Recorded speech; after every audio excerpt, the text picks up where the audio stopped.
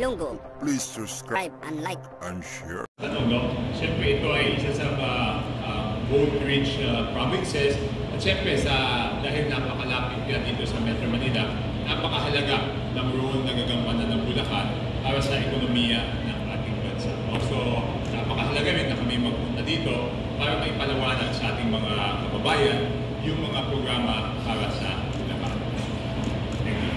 How does it support rapid growth of San Jose del Monte, Bulacan? And siguro po, in general na rin po, how does your platform support yung mga rapidly growing cities like this? Thank you, sir. One of the main functions of the Senate and senators is to exercise oversight over existing laws. And I think the medical scholarship program that I principally authored para sa bayan will be a big help for San Jose del Monte, Bulacan. San Jose del Monte is the largest city in Bulacan in terms of population and land area. And we need more doctors here. So, yung nakikita ko na after 5 years na pinasa namin yung batas na yun, we need to check on the oversight through the Senate. Kasi dapat ideally 40 scholars per medical school nationwide, lalo na dito sa Central Luzon. Nakita niyo naman ang kakulangan ng panahon ng pandemic, di ba? Ang kakulangan ng mga doktor. Mas marami ang mga abogado kaysa sa doktor. Ngayon, ang kailangan dito, hindi pa pwedeng, kung ideally 40, ang nangyayari ito, taon na ito, 24 lang daw. Bakit? Kasi may problema na sa budget daw. Na iba yung budget ng CHED, yung sinasabi nila. So, it's not just the new laws or the laws that are being proposed. It's also oversight on the current laws. So I think it is a major impact on the city of San Jose. Thank you. Thank you. Go ahead, Senator. Ang aking pangunahing platforma, hindi lamang sa panahon ng kampanya, kundi lalo kong ginagawa kapag nung ako'y nasa Senado na, yung budget reform, kasi hindi kumakalat yung biyaya ng national budget sa mga karatiga lugar ng Metro Manila, lalo na sa mga malalayo. Nasabi ko na ito maraming beses na taon-taon, napakalaki ng hindi nagagamit, yung unused appropriations. Pumapalo siya ng 100 bilyon. Yung nakaraang 2016 hanggang 2023, 350 billion per year on the average ang dinagagamit.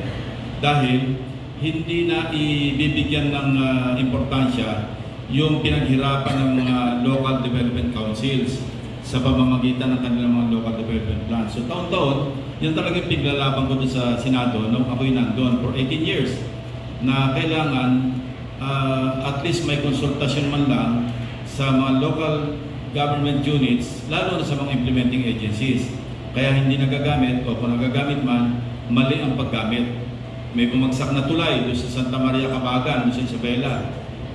Sa aking pananaw, bakit babagsak yon? Naging noon daw nagawa yun, ang sinasabi ng mga taga roon, hindi talaga nadadaanan ng mga truck. Ano saysay ng isang tulay kung hindi pwedeng daanan ng truck, kung hindi mga motorsiklo lamang.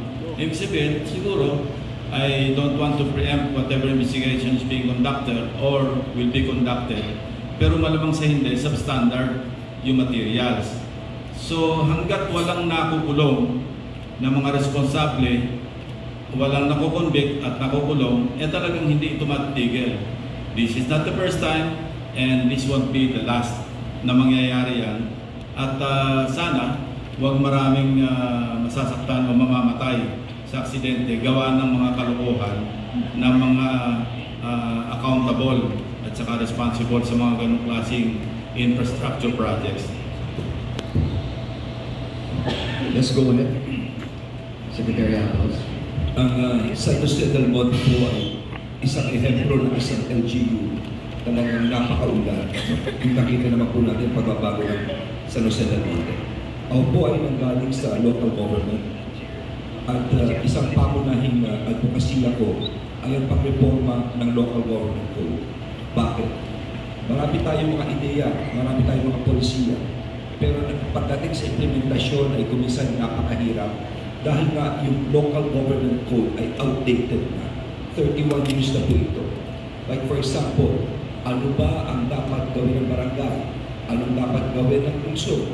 Ano dapat gawin ng probinsya at ng national government?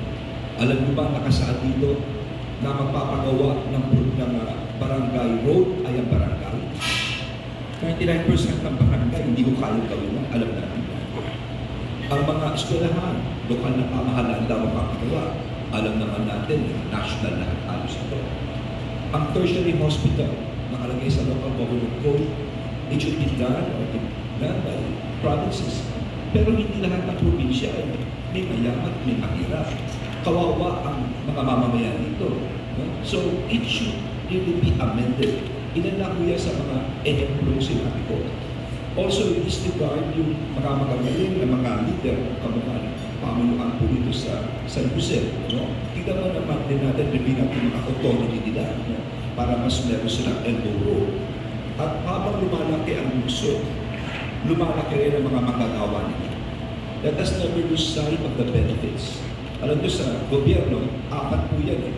You've got regular employees, you've got casual employees, you've got contractual, and you've got job orders. Noong ako yung mayor pa, noong Pasko, yung dalawang huli, hindi pwedeng bigyan maski ano. So yung mga casual, yung mga regular at casual uuwi, meron silang mga Christmas bonus, meron silang Christmas benefits. Pero because of COA and DBM circular, kung di ako nakakabalik pati civil service, ay bawal ka magbigay dito sa job order at saka dito po sa mga service contractual. So paano kala ko, it depends on the local government through an incentive pay o gratuity pay na dapat bigyan din ng mga magagawa. No? Actually, marami pa akong nakaano mga plataforma, pero siguro this is only in relation kung bakit ito natin ginawa sa San Jose del Monte. Thank you. Maraming salamat, Secretary Abbas. Yes, Congresswoman Villar. Actually, one of the things that I've always espoused, whether while working in the private sector, in Congress, and I hope to continue to espouse, is supporting economic growth. And I think dito sa San Jose del Monte, nakikita naman na isa siyang magandang halimbawa ng syudad na talagang makikita that is built on support for livelihood or small businesses. Nakikita naman po natin with the MRT-7 na pag napaganda natin yung interconnectivity at pag may infrastruktura na dumarating sa isang bayan, ay nagkakaroon ng increase in output, productivity, and increase sa trabaho. And dito rin makikita natin sana magkaroon ng murang pamahay and better homes for all of the sa mga kababayan natin dito sa San Jose. So ito ang isang magandang halimbawa ng development ng syudad that is spurred on by economic development. So gusto natin dito is mas i-prepare yung mga taga San Jose del Monte for more jobs, better infrastructure, and a very good housing program. Thank you. Yes, sir. If I may add my opinions, I would intend to amend the existing Executive Order 327, which calls for the creation of regional development councils. Modesty aside, when I was MMDA chairman, ako po yung chairman din ng RDC NCR, and that was the time when the MRT-7 was signed. This 22.8 kilometer transportation hub line would serve not just Central Luzon, but including NCR. So pag binago po natin yung sinasabi ko kanina executive order, I envision the NCR RTC to have some sit-ins. Dapat nakaupo doon yung San Pedro Laguna, nakatabi ng Muntinlupa. Dapat nakaupo doon yung Bacoor, Cavite, nakatabi ng Las Piñas.